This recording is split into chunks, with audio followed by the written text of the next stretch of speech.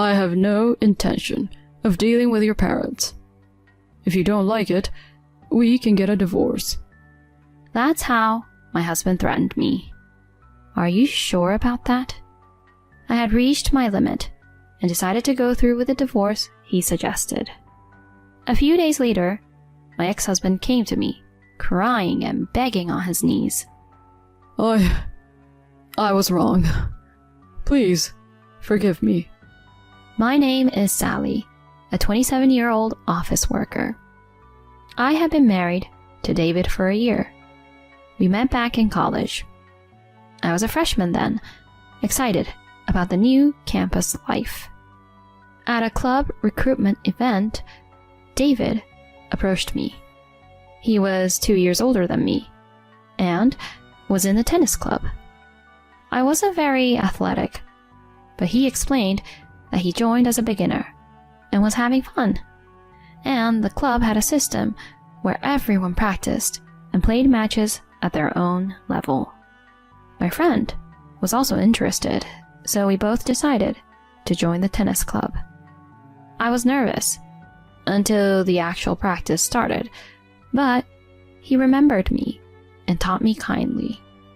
The experienced players would practice with each other, and the club had a great atmosphere where no one was left out. The seniors were always eager to teach the beginners, and everyone was so nice, which made the drinking parties fun too.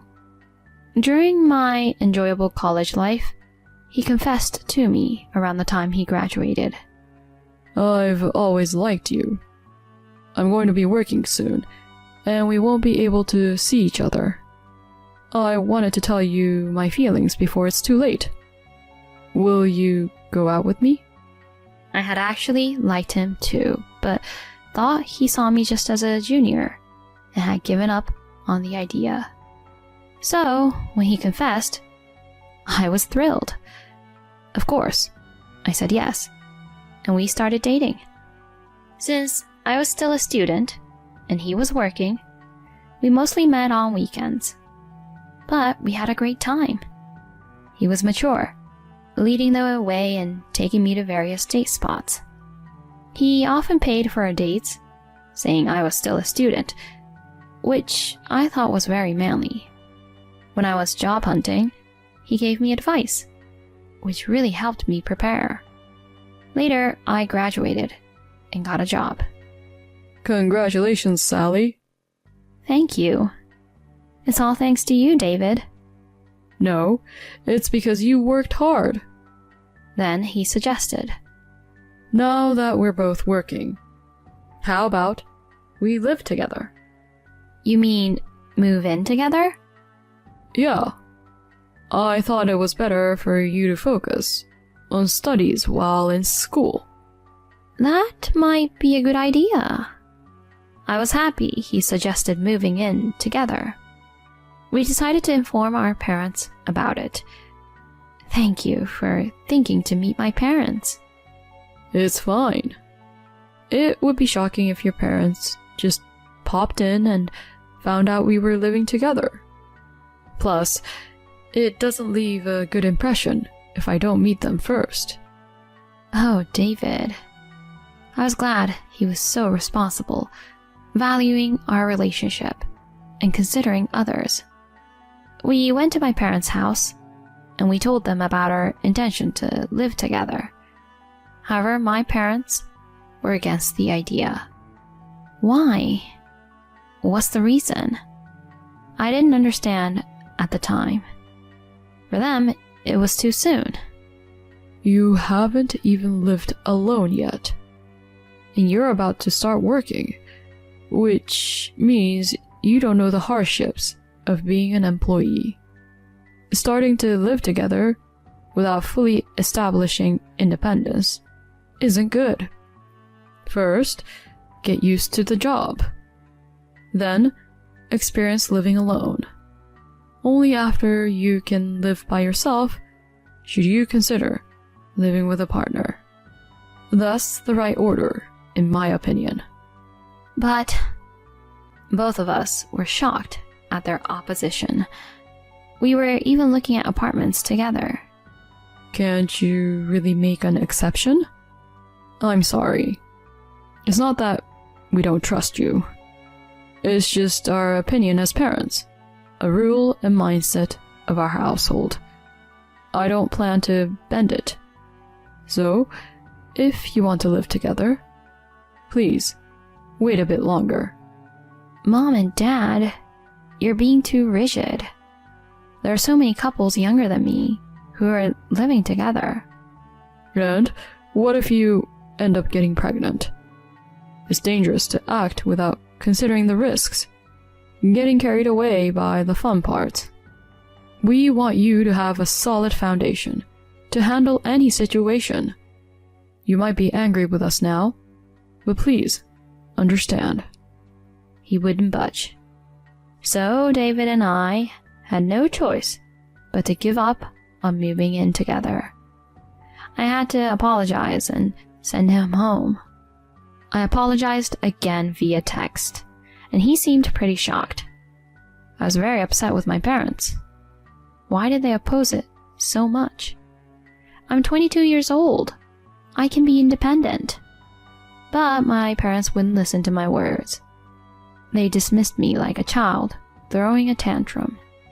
There's a big difference between saying you can be independent and actually being independent. Once you start working, you'll see things differently. You're still young. Don't rush. Take it step by step. I felt so rebellious against my parents, who wouldn't understand my feelings. But as soon as I started working, I began to see that my parents were right. I realized how tough it was to live as an adult. Just going to work every day and slowly learning a massive amount of work was mentally exhausting. I felt even living alone would be challenging in such a state. There's no way I could have managed cooking dinner or cleaning. If David and I had moved in together, we probably would have fought endlessly. That's when I understood what my parents meant. It was ridiculous for me, who wasn't even prepared to be independent, to suddenly think about moving in together. Being at home, supported by my parents while focusing on work, was what I needed most at the moment. I dedicated myself to my job, wanting to gain the confidence to live on my own and prove it to my parents. Slowly, I became accustomed to work and started to see what it meant to live as a working adult, a corporate employee. After working for over half a year and saving up enough money, I was ready for living alone. On weekends, I learned cooking from my mom and made lunchboxes on days I could. Seeing this, my parents must have felt I was ready.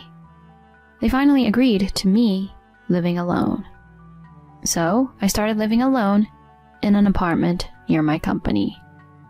I managed to cook every day, and even with some overtime, I could still focus on my work. Before I knew it, I was the top performer among my peers and got an early raise. This boosted my confidence. Unlike my student days, I naturally developed a more mature way of thinking, and I could feel the change of myself, even when I was with David. We continued dating smoothly, visiting each other's places while living separately. He would often ask, "Isn't it about time we started living together?" But I felt it wasn't time yet. I think I need to experience living alone a bit more. I want to make sure I can manage life on my own, even when work gets busier. I see. He replied, somewhat reluctantly, but eventually agreed. After living alone for 2 years, managing my work and household chores even during busy periods, and saving money responsibly, I felt confident that I could handle whatever came my way. So I told David that I was ready to move in together. He was happy and immediately suggested moving in. We visited my parents again to inform them, and this time They recognized my independence and appreciated that David had patiently waited. They easily gave their blessings for us to live together. Next, we talked with David's parents, who were kind and said, "If that's what you both want, we have no objections." With their approval, we finally got the green light to live together. We excitedly searched for an apartment and signed a lease for a place that fit all our criteria. Choosing the kitchenware, furniture, and appliances together was a lot of fun. My income had increased significantly, and I had much more peace of mind than when I first started working. I'm glad we decided to move in together at this time. And so we started living together, finally realizing our long-awaited dream. No more saying goodbye after dates. Without feeling that slight sadness anymore, living together was so enjoyable. We spent time waiting for each other at home, going out to cafes or driving on weekends. We spent such happy times together. But even then, I noticed some small things. Living together brought up small differences in values and perceptions, things he or I might want the other to stop or that bothered us a bit. When these moments came up, I always tried to point them out carefully and gently. If we had moved in together before becoming working adults, I probably wouldn't have been able to handle these situations as well, and the worst case scenario might have been a breakup. I truly felt it was the right time to start living together. About a year after we started cohabiting, he proposed to me. "We've been together for about 7 years, and I want to be with you forever. That will never change. Will you marry me?" I felt the same and immediately accepted. Yes, I will. That's how we decided to get married. Since we had already introduced each other to our parents during our cohabitation, both sets of parents readily accepted our decision to remarry. We smoothly arranged a meeting between our families and had our wedding. Everything from our engagement to the wedding seemed to happen in the blink of an eye. Many people attended and celebrated our union, making me incredibly happy. After the honeymoon, we returned to our apartment to start our married life. I thought we would continue our peaceful and happy days, but after getting married, something about my husband started to bother me. It was around Christmas when I first noticed it. My dad suggested that we come over for a Christmas dinner. What do you think? I asked him, but he visibly grimaced. "Why do I have to go to your family's place? I want to go to my own home for Christmas." "But you haven't been to my family's home since we got married." I went to my parents alone for Thanksgiving.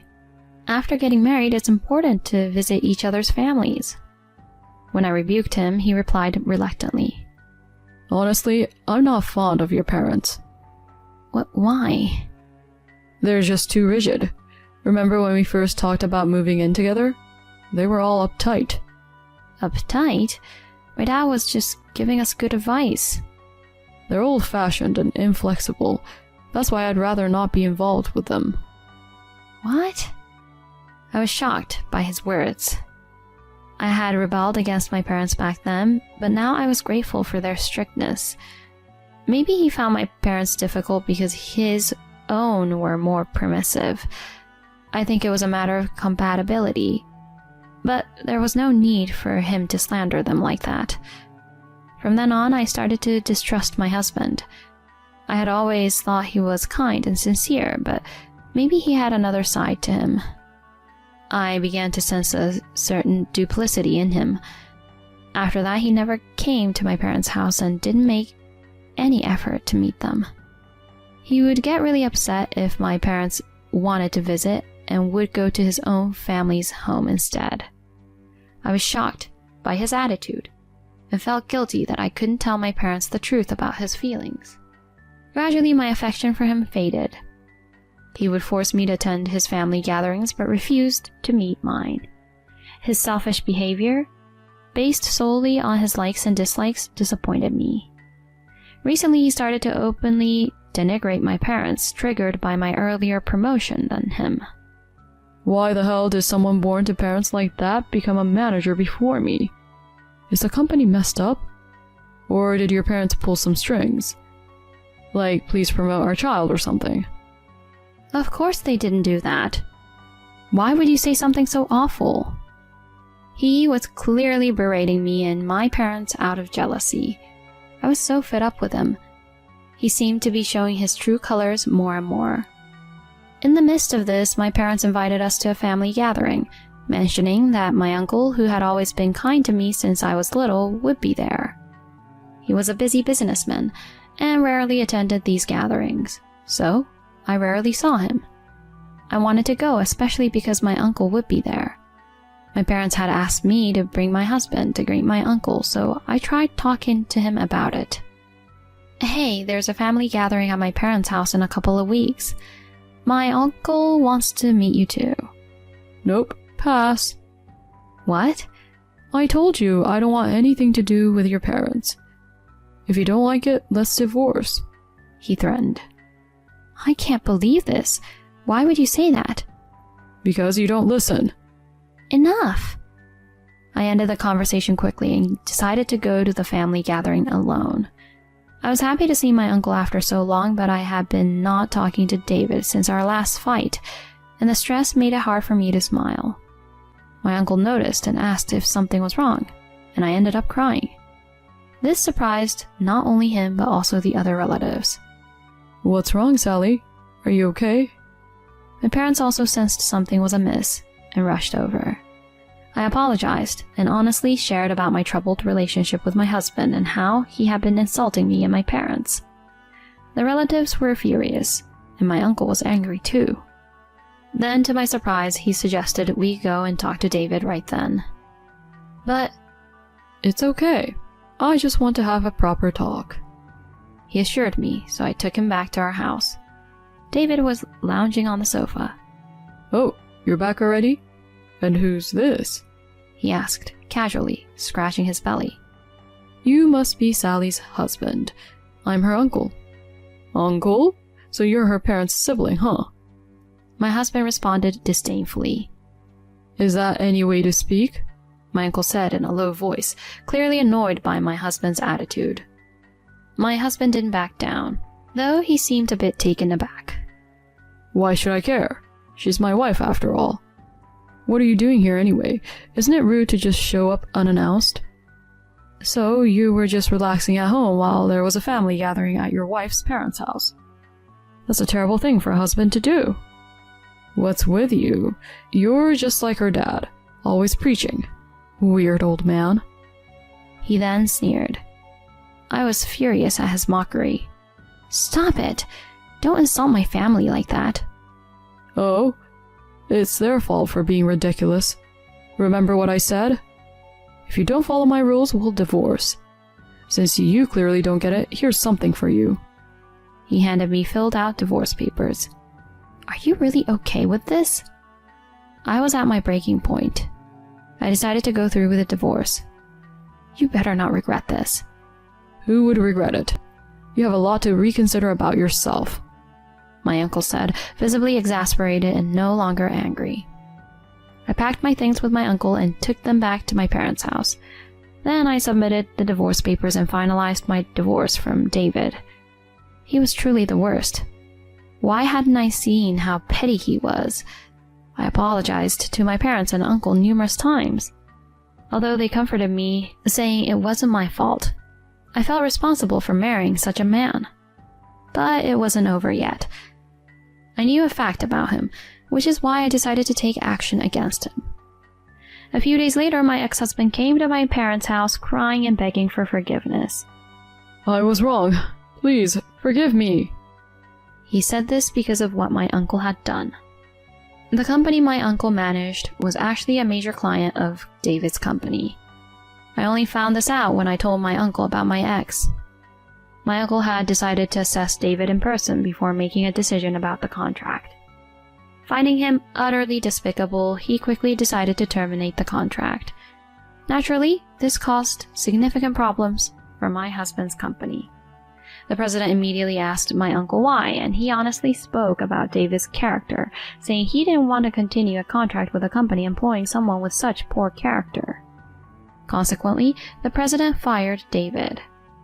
In a panic, he came to me begging for forgiveness. I was wrong.